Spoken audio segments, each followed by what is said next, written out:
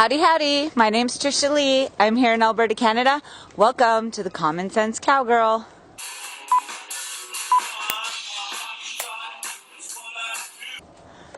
Today I wanted to talk to you about Dr. Jerome Corsi. He is a best-selling author.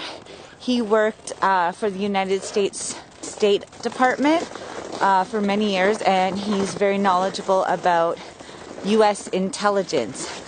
So he has been following this Qanon character who's like a 4chan, 8chan informant who seems to be someone who is very closely connected to Donald Trump's administration and has inside knowledge about the goings-on behind the scenes in the White House. Some people even believe that QAnon is Donald Trump doing his own little bit of leaking out to the Patriot community. Jerome Corsi believes that he's a high-level intelligent officer. Nobody really knows for sure. He's anonymous, hence the name QAnon. So I wanted to make this video to tell you about Jerome Corsi because I think he's written some fascinating books that you may want to check out.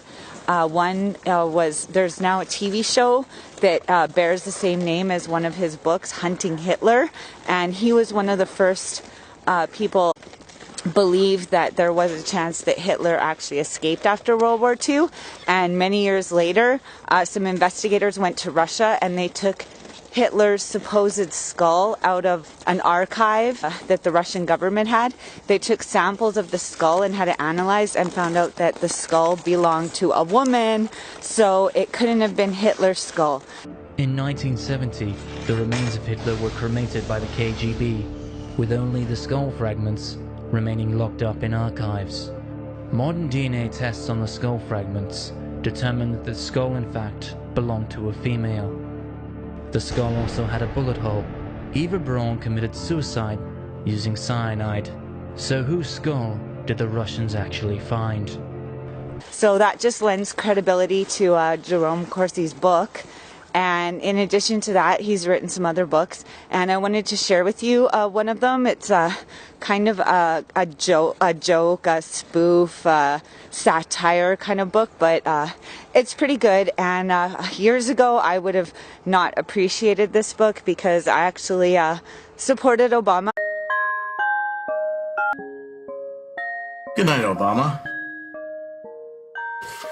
In the great Oval Room, there are many memories, leaving a leftist legacy binding America with charisma, forcing government-run healthcare upon the greatest nation, and websites crash on implementation. The evil ISIS, once called a JV team, and Hillary's classified emails printed by the Ream. Good night, Gitmo detainees, exchanged for AWOL crybabies. Crocodile tears over gun restrictions. And the IRS targeting conservatism. Good night, safety. Let's open the borders. Good night, Constitution, by executive order. Good night, brave men in uniform with half-hearted salute. Good night, Israel, whom we deeply offended. Farewell, betrayed voters, campaign promises rescinded. Good night, talk shows, celebrity whoring now done. And good night to all those clinging to their Bibles and their guns. Good night, birth certificate of unknown source. Good night, jobs, without any remorse. Good night, Benghazi, and the valiant lives there claimed.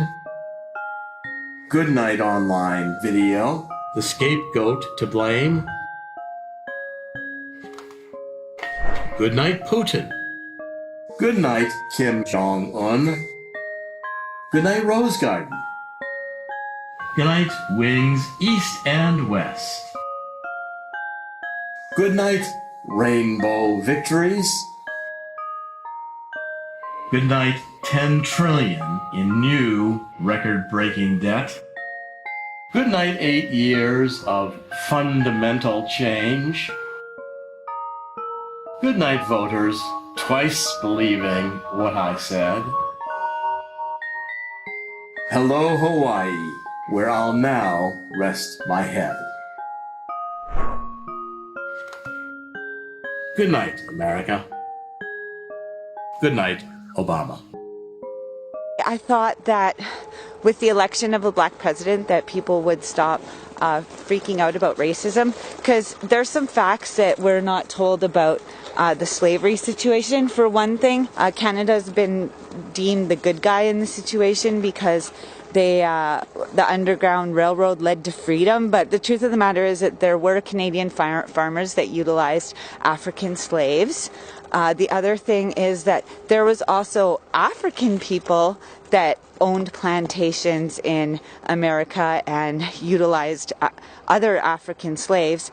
So basically the narrative that we were taught in school, or at least I was that these white men went with their guns to the shores of Africa and they went and rounded up all these black people and just took them away and brought them and made them slaves. But the truth of the matter is that in Africa there was warring tribes, much like in North America amongst the First Nations people. There were warring tribes, and when one tribe would conquer another tribe, they would take the losers and make them their slaves.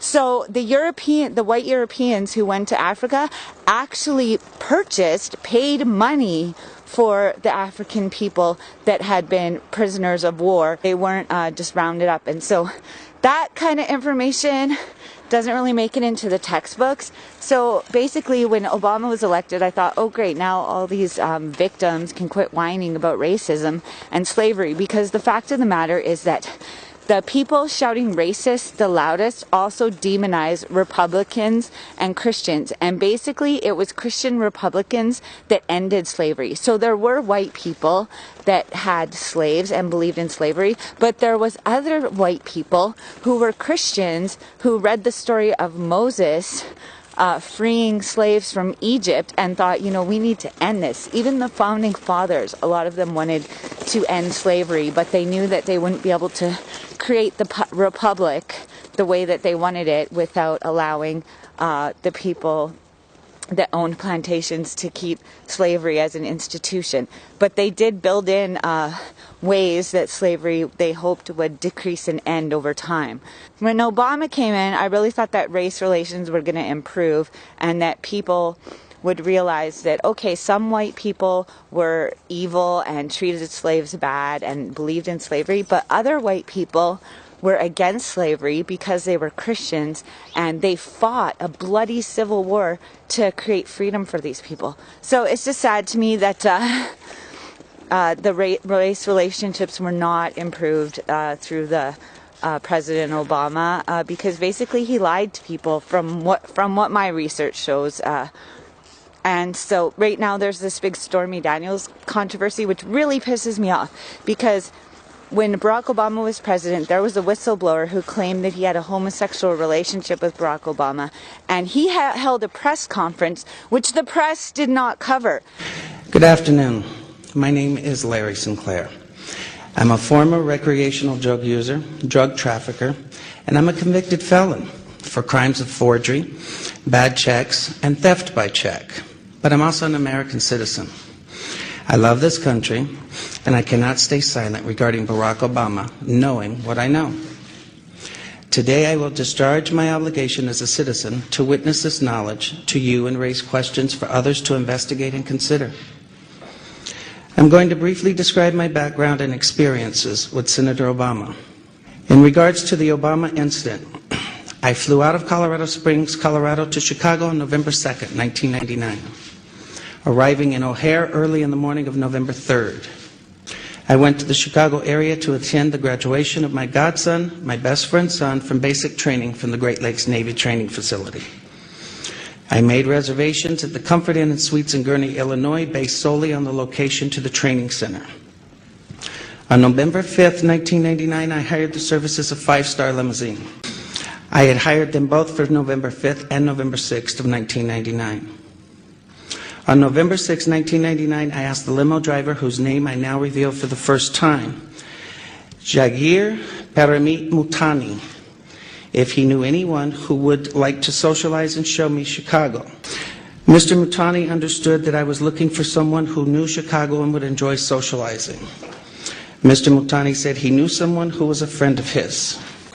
On November 6, 1999, after picking me up at the hotel in Gurnee, and this is significant, Mr. Mutani used his cell phone to make a call. That call was made to then Illinois State Senator Barack Obama to set up an introduction between myself and Senator Obama. Upon arriving at the bar and exiting the limo, Senator Obama was standing next to Mr. Mutani, and I was introduced to Senator Obama by name. Later that evening in a bar which I believe was called Alibis, and I state believe because I have failed so far to get Citigroup to provide the credit card receipts that has the actual name. I mentioned I could use a line or two to wake up. Senator Obama asked me if I was referring to coke, and I stated I was. After stating I was, Obama stated he could purchase cocaine for me and then made a telephone call. This too is significant, from a cell phone to a presently unknown individual, during which Senator Obama arranged the cocaine purchase. Senator Obama and I then departed the bar in my limousine and proceeded to an unknown location where Senator Obama exited the limousine with $250, which was provided to him by me. Returned a short while later with an 8-ball of cocaine, which he gave to me. I did ingest a couple of lines of cocaine, and shortly thereafter, Senator Obama produced a glass cylinder pipe and packet of crack cocaine from his pocket. Obama then smoked the crack cocaine. I performed fellatio on Senator Obama in the limousine during the time Senator Obama was smoking crack cocaine, after which I had the driver take me to my hotel, the Comfort Suites, Gurnee, Illinois.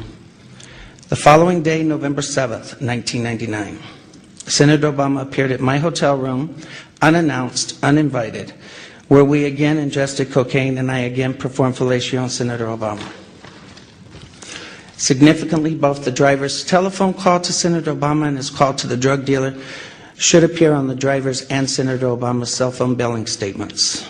It wouldn't be so believable to believe what this guy was saying about Barack Obama and homosexuality, except for he mysteriously died after blowing the whistle, much like many Clinton associates.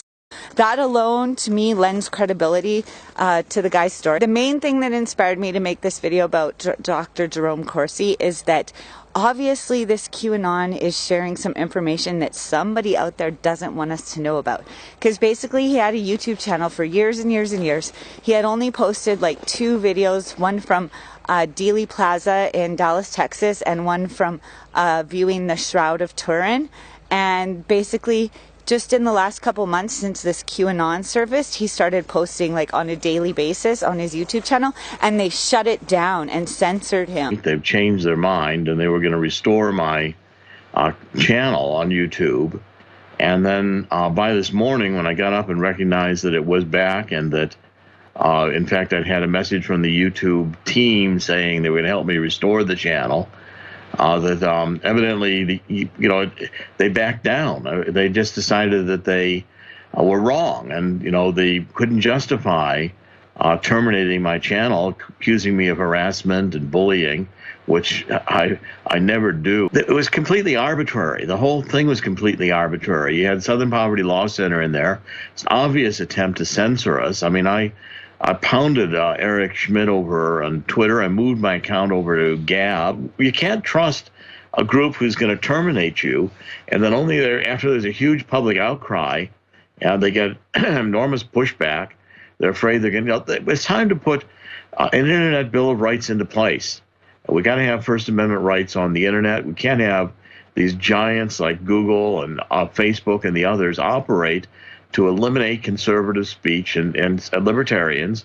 If they're censoring him, he's obviously sharing some good information that somebody doesn't want you to know about. So if you want to know about it, follow Jerome Corsi. Have an amazing day. I'd like everybody out there to know that I'm a firm believer that in this life, absolutely anybody can be, do, and have anything they want, or we can have everything we want, right? So I choose everything, and I hope you will too. So if just ask me how. Go and have an amazing day. If I don't see you in the future, I'll see you out in the pasture. Thanks for watching. Bye, y'all.